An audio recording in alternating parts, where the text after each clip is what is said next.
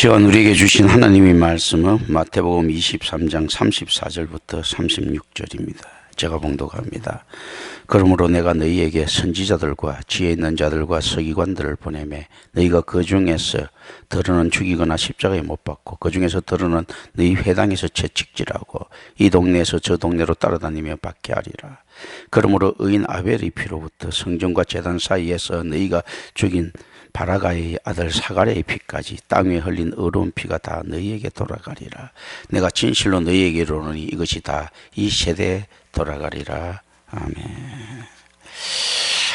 이전이라는 예언으로 있었던 화해에 관한 주제, 그러니까 29절부터 33절까지 있는 이 화해에 관한 주제죠. 이전이라는 예언으로 있었던 화해에 관한 주제, 즉 자손과 조상이 합세하여 선지자를 죽인 일은 이제 하나님의 사자들인 그리스도의 제자들을 이 세대가 박해하고 죽일 것이라는 예언으로 전개됩니다. 그게 실제 올바른 정체성을 가진 교회의 사역에 대해서 위로도 되기도 하고 또 어떤 부분에서는 절망으로 다가오기도 하는 부분들입니다. 사실은. 그런데 절망보다도 위로가 훨씬 더 큰 것은 사실인데 이 위로가 크게 느끼지 않은 것이 오늘날 세대라는 것을 우리는 좀 생각합니다. 지금 이제 이 배경들이죠. 그 어떤 배경인가 하면 세상의 도덕률이 편만해지고요, 인권이 보장되고 평등 사회가 구현될 때 교회의 위로는 훨씬 적게 느끼십니다.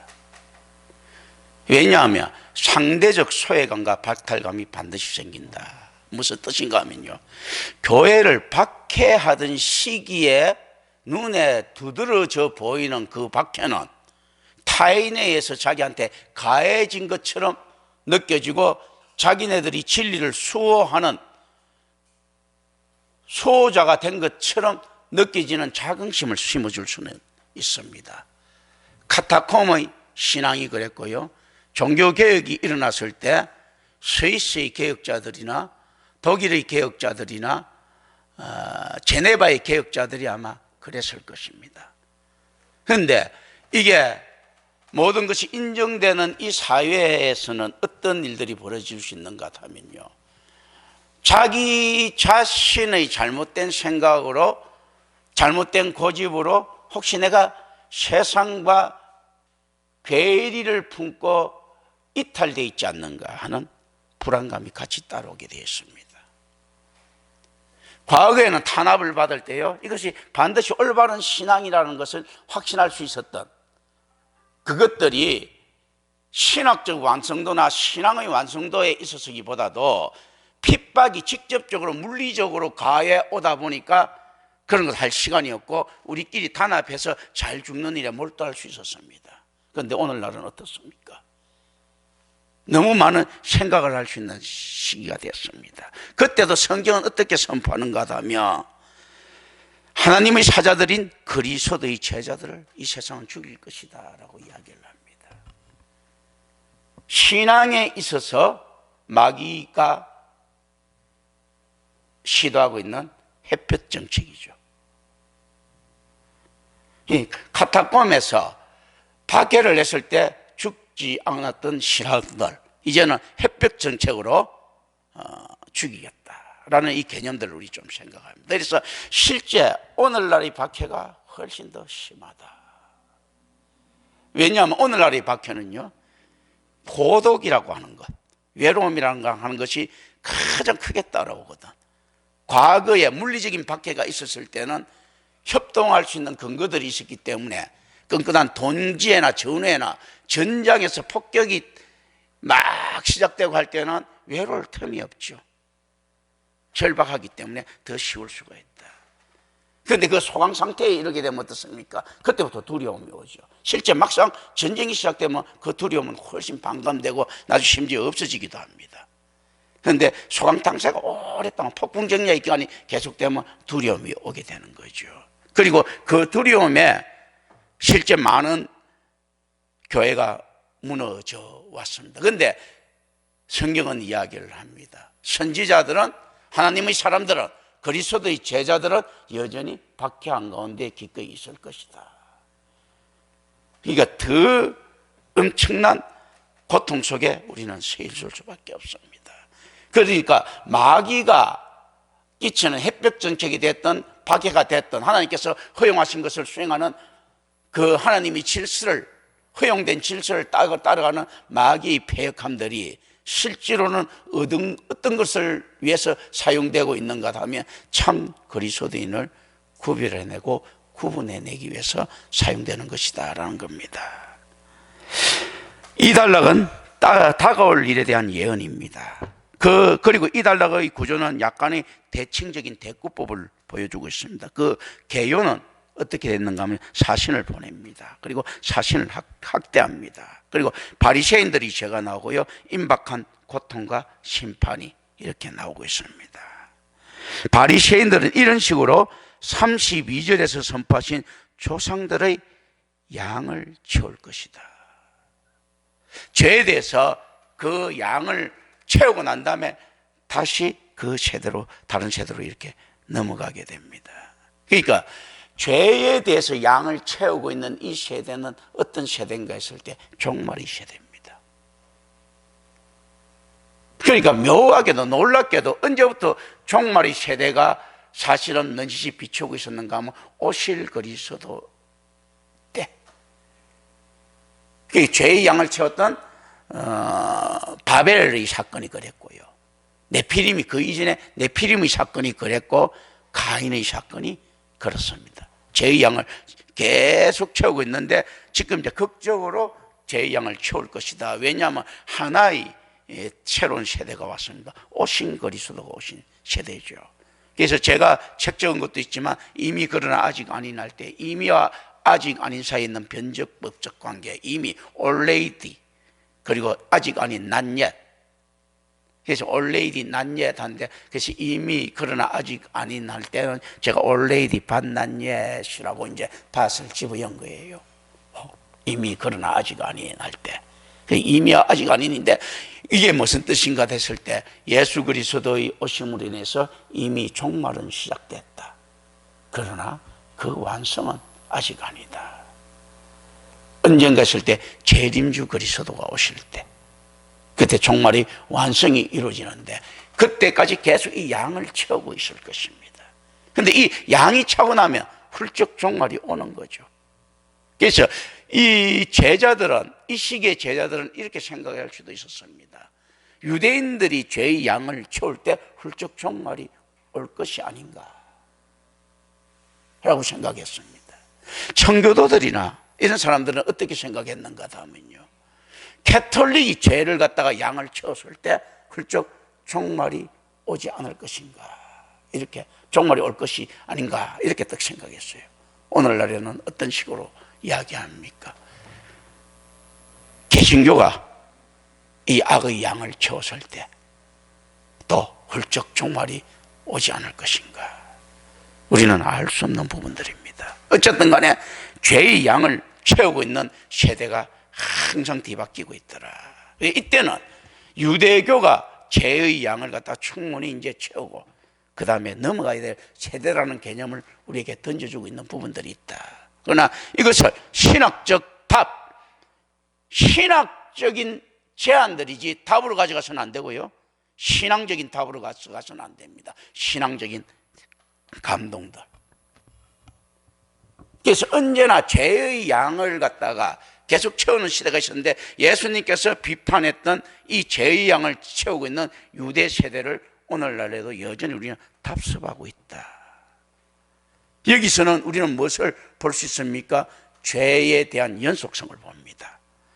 가인의 죄가 지금까지 이어져 오고, 아담과 하와의 반역된 죄가 지금까지 이어져 오는 연속성을 볼 때 원죄는 존재한다. 이런 것들이 이 죄의 연속성을 봅니다.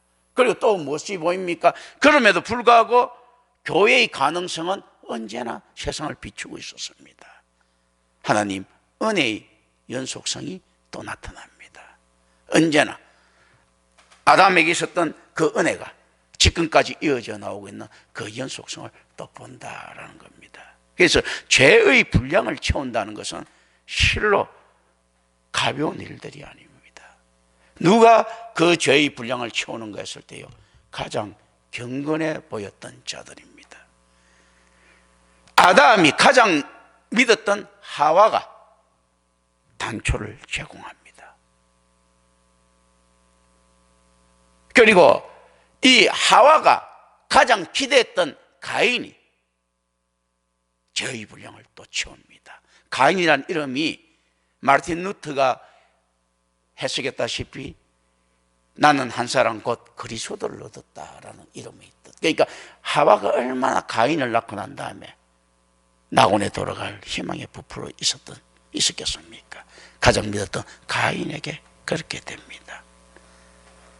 그리고 인간으로부터 또 다른 살인이 일어납니다.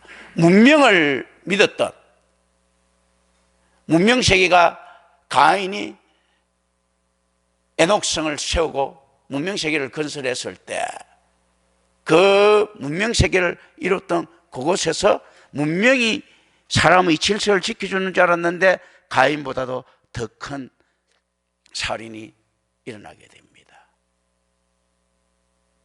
그리고 가장 하나님의 사람이라고 생각했었던 네피림들이 또 죄의 분량을 채웁니다.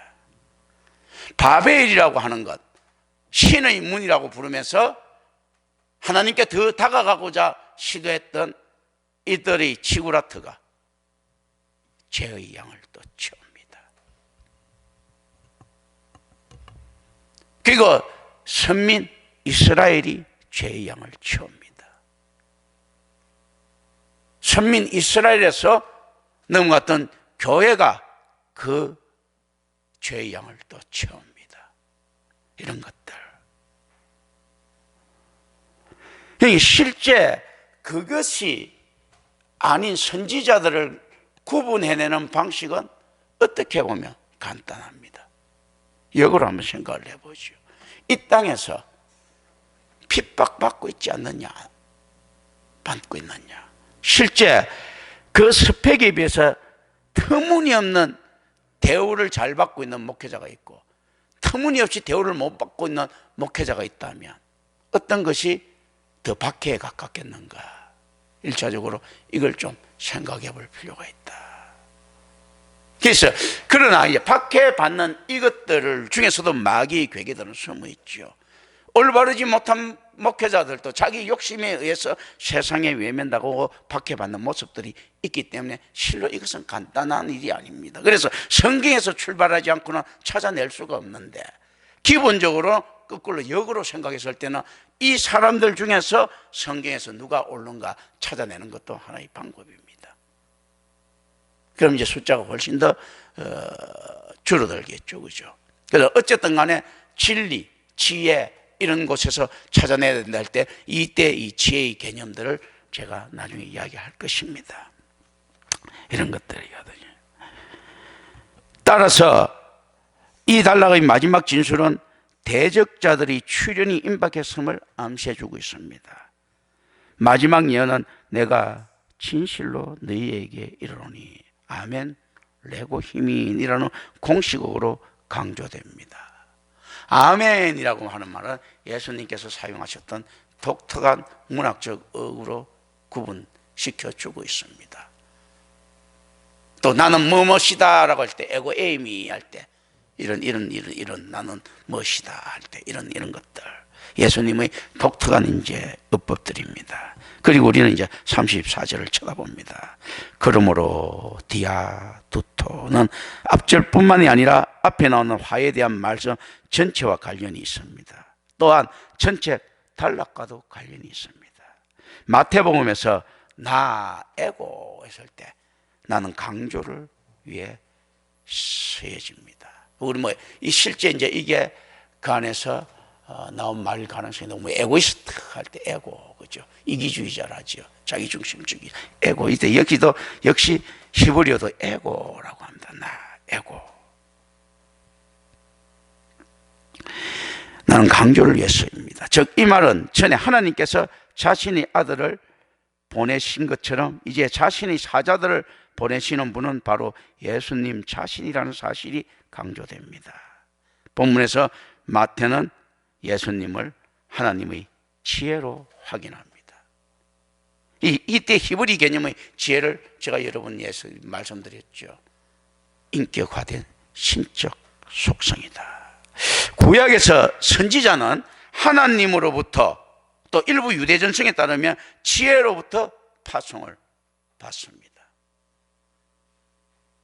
그렇기 때문에 들을 귀 있는 자가 필요한 거예요. 자, 누가복음 11장 49절 한번 볼까요?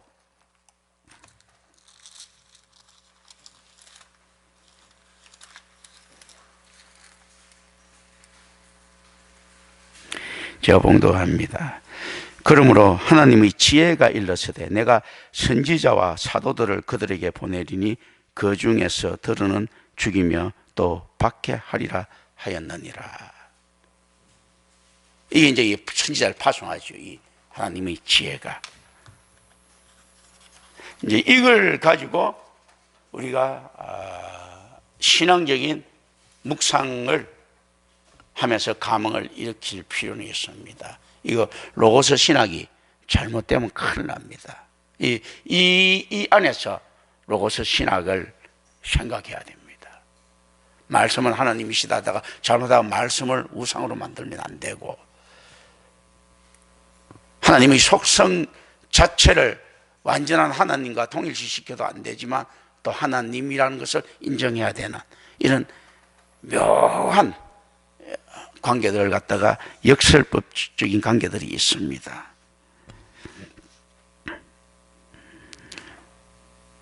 그래서 예수님께서는 실제 이 현재 시대를 통해서 적어도 당대를 포함할 정도의 미래적인 의미를 던지고 있습니다. 사실은 과거도 포함했을 것이다 라는 것입니다. 오실 거리서도, 오신 거리서도, 다시 오실 거리서도 라고 했을 때 이 구원의 서정은 사실 오실 그리스도와 오신 그리스도와 다시 오실 그리스도에게 놓여 있다는 것을 우리는 알아야 됩니다. 존 머레이가 이야기한 것처럼 뭐 중생 뭐 어쩌고 저쩌고 해도 이게 다 이 안에 속한 그리스도, 이 그리스도의 사역 안에 우리가 놓여 있다 라고 우리는 좀 생각하면서 성경을 바라다 봐야 됩니다. 온전히 기름 부음 받은 선지자는 구약 시대와 더불어 끝났고 마지막 때가 되어서야 회복되리라는 것이 당시 유대인의 통념들이었습니다. 오늘날도 비슷하지 않습니까? 직통 계시는 끝났다라고 할 때, 이때도 직통 계시는 끝났다, 한 400년 동안 내려왔기 때문에. 그런데 뜬금없이 툭 400년이 지나고 난 다음에 내려오지 않았습니까? 오늘날 때도 실제 그런 일을 우리가 맞이하게 된다면 어떻게 하겠는가? 그리고 임마누엘 교회가 세례 요한의 목소리처럼 그 계시의 한복판에 서 있다면 어떻게 할 것인가? 라는 것을 여러분들은 염려해야 됩니다. 두려워해야 되고. 그런데 곧이어 나올 미래 시대들을 고려할 때 선지자들과 지혜 있는 자들과 서기관들은 분명히 그리스도인들을 언급하고 있습니다. 이때 하나님께서 사자들을 파송하신가, 그 사자들이 거부당하는 형태는 확실히 구약 성경과 동일합니다. 실제 구약의 랍비들도 이런 이야기를 합니다. 구약의 사람들도 그 시에 유대인들도 어떤 이야기를 하는가 하면 구약 시대에 올바른 선지자가 핍박받았다는 이야기들은 계속 회자되고 있었던 이야기들이에요. 그런데 이들은 자기네들도 지금 올바른 선지자들을 갖다가 핍박할 수 있다, 이 가능성을 자꾸 축소시키고 있습니다. 실질적으로 이들은 그걸 두려워했기 때문에 메시아라고 부른 자가 있었으면 언제든지 개방성을 가지고 대했던 것은 사실입니다. 그러나 그럼에도 불구하고 언제나 오류를 범했던 것이 자기의 이념에서부터 출발했기 때문에, 성경에서부터 출발한 그 메시아를 찾아낼 수 있는 능력이 없었기 때문입니다. 달리 이야기하면 어떤 이야기들입니까? 놀랍게도 유대인 12지파 모두가 성경 한 줄 해석할 능력이 없었다는 겁니다. 누구까지도요? 세례요한까지도. 그러니까 세례요한이 구약의 마지막 사람이 될 수밖에 없었던 거거든요. 그러니까 요시야 왕 때 이런 이야기를 하죠. 신명기를 보고 처음 본다라고. 설마 그랬겠습니까? 모세오경을 처음 봤다, 이 말이 안 되죠. 납비들이 달달달 외우고 있었던 것인데, 그런데 그 하나님의 직접적인 가르침, 누룩을 뗀 가르침을 처음 들었던 겁니다. 오늘날 교회에서도 이런 일이 있을 수 있죠. 이런 복음 처음 들어봅니다 라고 임마누엘 교회 와서 이야기할 수 있습니다. 그 누룩을 띄고 이야기를 하고, 하나님 절대주권에 의지해서 이야기하고, 하나님 중심으로 이야기하고 하니까 이런 것들은 들어보지 못했던 거죠. 성경은 있었지 않습니까? 계속. 그러니까 실제 그게 들리는 게 처음 들렸던 것인데, 실제 그렇게 깜짝 놀란 요시야까지도 내가 볼 때는 엉터리로 듣고 있었습니다. 그가 바로 너고아가 삶을 청하고 이렇게 간 이런 어리석은 행동을 하는 것을 보면, 어쨌든 간에 하나님의 지혜보다 자기 판단에 어간 이런 행동들, 어리석은 행동들이 요시야에게서 많이 나타나고 있습니다. 요시야조차도 그랬다. 세례요한조차도 그랬다. 그래서 세례요한이 감옥에 있을 때 묻지 않습니까? 진짜 오실 리가 당신이 맞습니까? 라고 예수님께 자기 제자들을 보내서 묻습니다. 이런가. 실제 성경은 던져져 있는 것인데 어떻게 알 수 있겠는가? 알 수 없습니다. 하나님의 말씀인 성경이 이 땅에 던져져 있는 것인데 이 땅에 있는 것이 아니었기 때문에, 실제 성경은 던져진 것과 던져지지 않는 것, 우리는 두 가지를 생각해야 될 필요가 있습니다. 무슨 말인가 하면요, 글자나 두루마리로 던져진 것이 아니고 하나님의 말씀으로 던져졌다면 이건 인카네이션입니다. 글자나 두루마리에 던져져서 영원히 못 풀 수밖에 없는 비밀로 던져졌다면 이 땅에 던져진 것이 아니에요. 아직 성경이 주어지지 않은 거죠. 똑같은 성경을 가지고 해석이 달라지는 것은, 아유, 같은 성경 갖고 해석합니까 했을 때 저는 다른 성경으로 본다. 영적으로 볼 때요. 한 사람은 성경을 못 받은 거예요. 인카네이션이 안 된 거야. 성경이 해석되는 사람은요, 인카네이션이 된 거예요. 하나님의 지혜이기 때문에 이거는 어디입니까? 이 세상 밖에 있는 겁니다. 피조 세계에 있는 것이 아니죠. 그래서 피조 세계에 있는 것으로 받아들이면 이미 그 순간 성경이 아닌 겁니다. 이런 의미에서 성경은 하나님일 수가 없습니다. 그러나 이 성경이 인카네이션 돼서 정말로 신명기의 약속처럼 자기 마음판에 새기는 그 말씀으로 다가온다면 이 성경은 하나님의 인카네이션이 이루어진 겁니다. 그래서 어떻게 성경이 읽었는데 똑같은 성경 가지고 각각 다를 수 있습니까 했을 때, 영적으로 이야기하면 다른 성경입니다.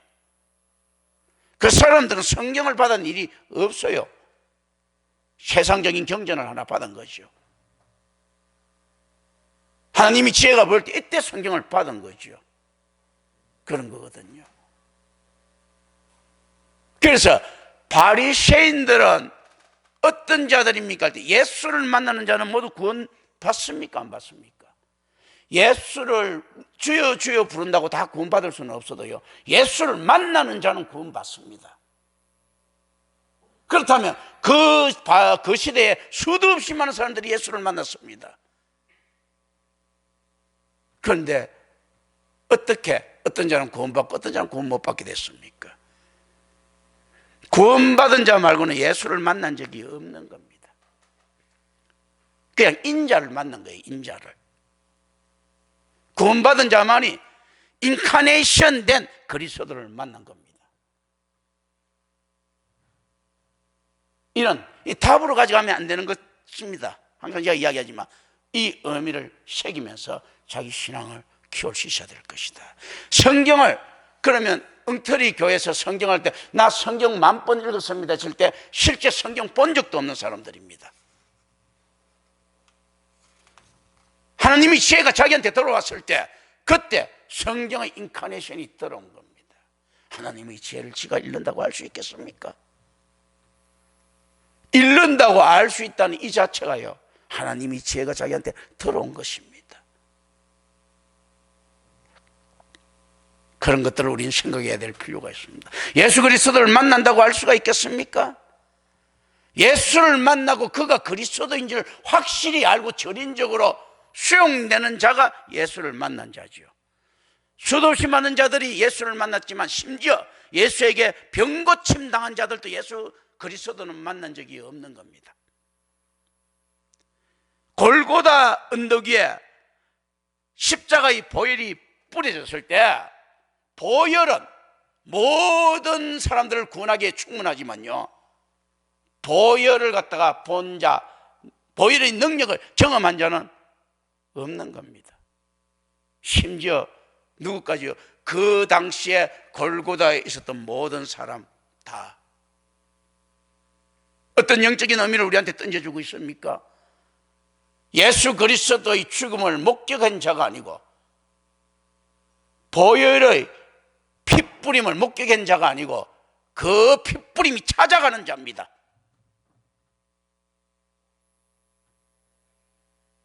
예수의 제자들도 그 핏뿌림이 있을 때가 아니고 다시 고기 잡고 있을 때 부활하신 예수님께서 찾아가셨을 때 이런 일들이 일어나더라. 그리고 찾아가신 예수께서는 반드시 무엇을 하시는가 했을 때 가르침을 내린다. 들을 길을 요구하십니다. 예수님께서 제자들을 만나서 부활 승천하실 때까지 47일 동안 어떻게 하십니까? 47일이라는 것은요, 유월절하고 오순절하고가 50일 기간이 있습니다. 부활 3일 했으니까 47일 남았죠. 3일 만에 보여요. 47일이에요. 47일 동안. 그리고 제자들이 일주일 기도하면서 기다렸죠. 부활 성천하시고 난 다음에 일주일 기도하면서 기다리자 오순절날. 그러면 예수님이 제자들하고 함께 있었던 기간은 어떻습니까? 40일이죠. 40일 동안 가르치시고 찾아가시고 그리고 기도하고 성령이 떨어집니다. 임재합니다. 이 순서가 거꾸로 되면 큰일 난다. 가르치시고 듣고 그 안에서 정말로 안에서 자기 확인이 일어납니다. 강구가 되고 확인이 일어나고 그리고 성령의 능력이 주어지는데요, 이게 거꾸로 되면 어떻습니까? 성령이 오고 가르치고 강구한다. 이거 안 됩니다. 성령이 오고 강구하고 가르친다. 안 되는 거예요. 왜냐하면 성령이 왔다는 것은 능력이 왔다는 것인데요, 우리가 3살, 2살짜리 애들한테 총이나 칼을 줍니까? 전쟁터에서 나갈 무기들을 안 주지 않습니까? 자기가 다치니까. 그러니까 오늘날 들은 것도 없고 배운 것도 없는 것들이 성령 은사 받았다고 이야기하는데, 그러니까 그 은사를 갖다 어떻게 씁니까? 자기를 죽이고 세상을 죽이는데 사기치는 데 쓰지 않습니까? 올바른 가르침 이후, 그리고 올바른 강구 이후, 그때 성령의 은사들이 생겨야지만이 바로 설 수 있는데, 이게 거꾸로 되는 순간에 사회는 혼란스러워집니다. 이 순서, 이거 반드시 지켜져야 된다. 가르치기 위해서는 어떻습니까? 스승이 제자를 찾아가더라라는 겁니다. 은혜입니다. 이 개념들을 항상 우리는 생각하고 있어야 됩니다. 스승이 제자를 찾아가고, 그리고 선지자가 탄생하는 겁니다. 스승이 제자를 찾아가고, 그러니까 예수를 만나는 사건이 있어야 되고요, 그리고 예수께서 가르치는 사건이 있어야 되고, 그리고 내가 그 안에서 격발되는 사건이 있어야 됩니다. 그리고 난 다음에 반드시 성령을 받아야 됩니다. 그런데 오늘날 은사가 중지됐다, 유효한 소리죠. 말씀을 받은 자는 성령을 받지 않을 수가 없습니다. 순서상 말씀을 받은 자는요, 그 전에 예수를 만나지 않을 수 없습니다. 예수를 만나야지만이 말씀을 받을 수 있고요, 말씀을 받아야지만이 기도를 드릴 수 있습니다. 그리고 그 기도의 전인적으로 그 모든 기도, 결국 뭡니까? 하나님의 뜻을 더 많이 알아가는 것이 기도라고 했죠. 기도가 하나님의 뜻을 더 많이 알아갔을 때 무엇이 옵니까? 하나님의 질서의 성령이 오십니다. 그리고 그것을 받은 자만이 세상을 향해서 외치는데, 성령이 충만하고 능력을 받고 세상을 향해 외쳤더니 어떻게 되는가 하면요, 개쪽당하더라는 겁니다. 은사를 받고 하니까 화나고 호산나 호산나 한호 받는 게 아니고, 여기서 돌멩이 날라오고 저기서 돌멩이 날라오고 세상에 버림받더라라는 겁니다. 그러면 성령의 은사는 어떤 것입니까? 신유나 이런 것에 가깝겠습니까? 자기를 지키는 인내하는 힘이 가깝겠습니까? 성령의 은사를 받은 자만이 인내할 수 있다는 겁니다.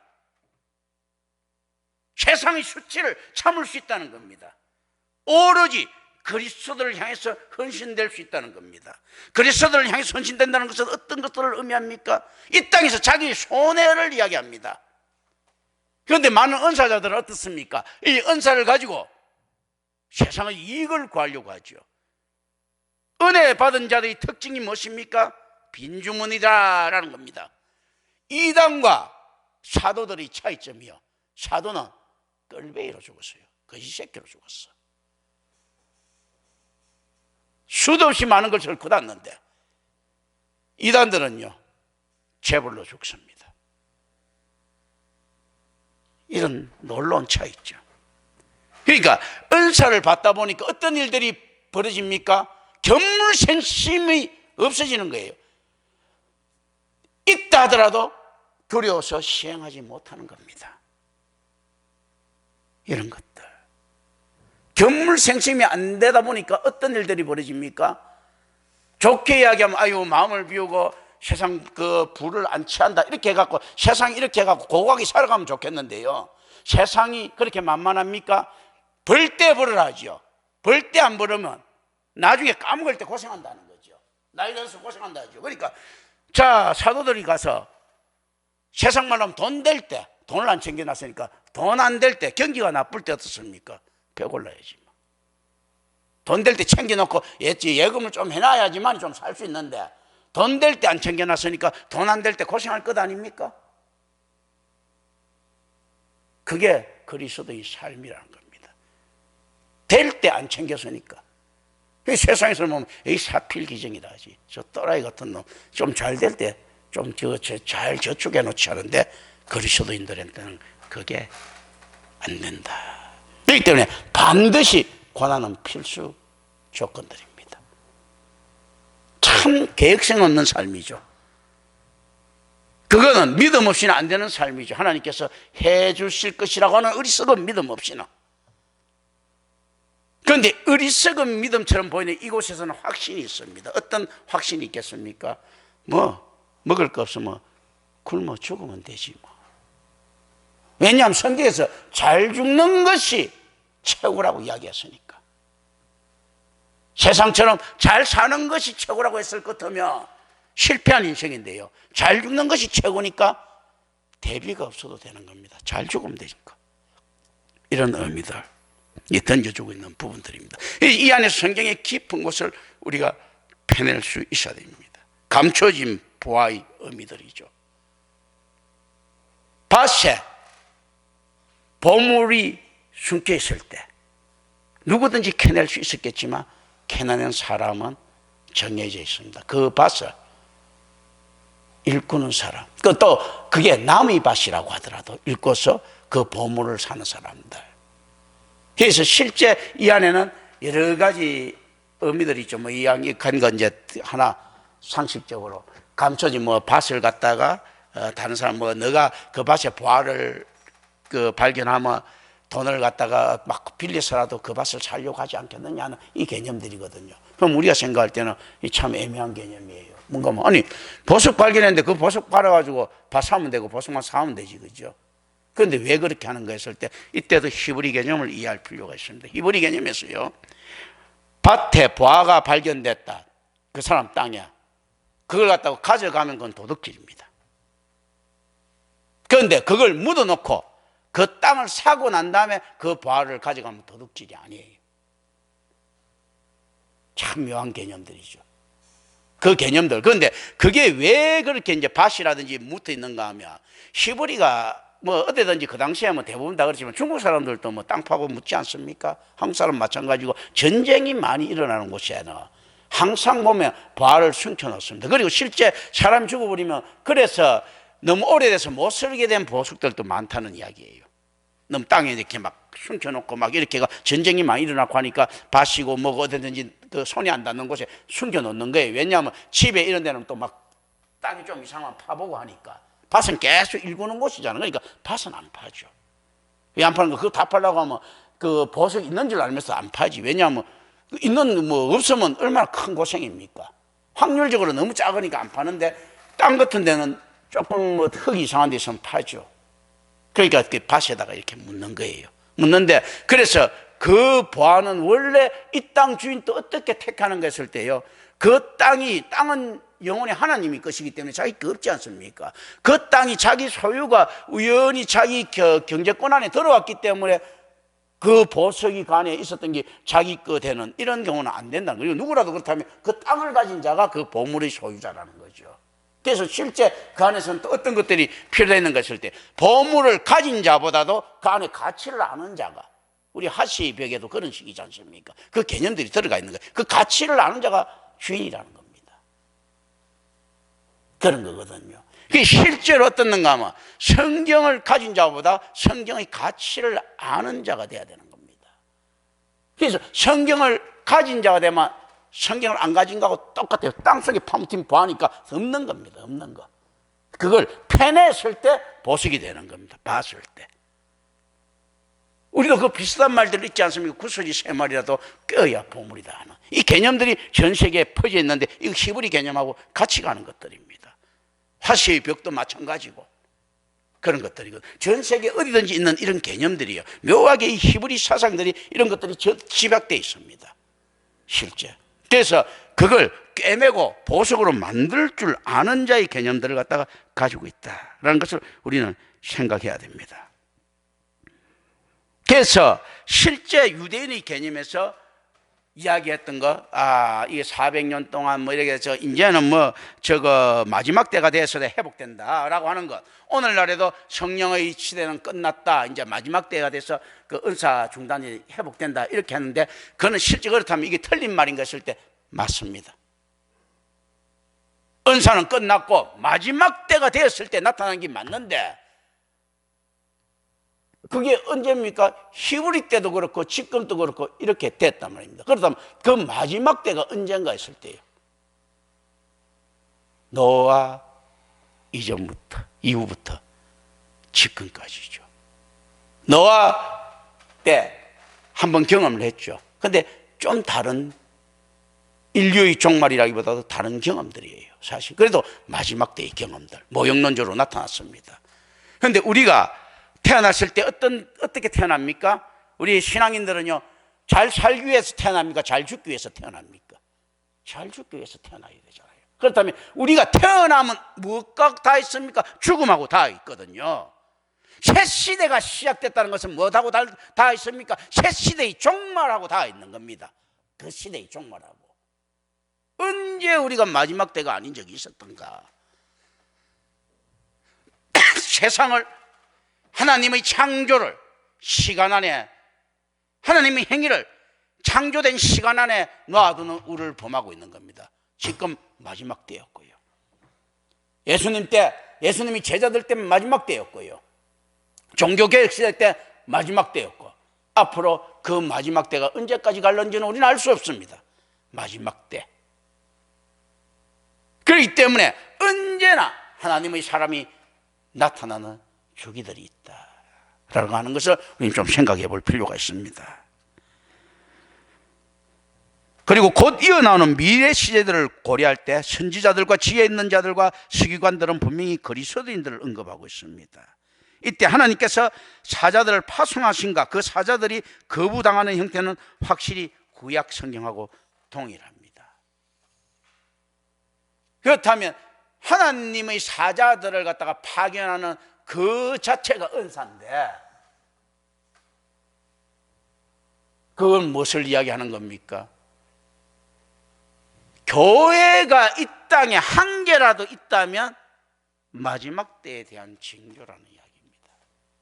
그 마지막 때를 거부한다는 것은 이 사람들은 어떤 것입니까? 유대교 교회 아니라는 겁니다.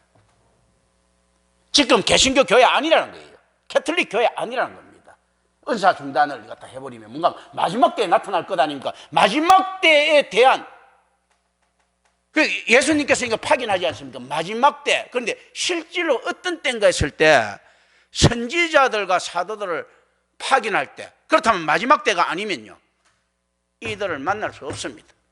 하나님의 사람을 역설적으로 이야기한다면. 그렇다면 어떤 이야기입니까?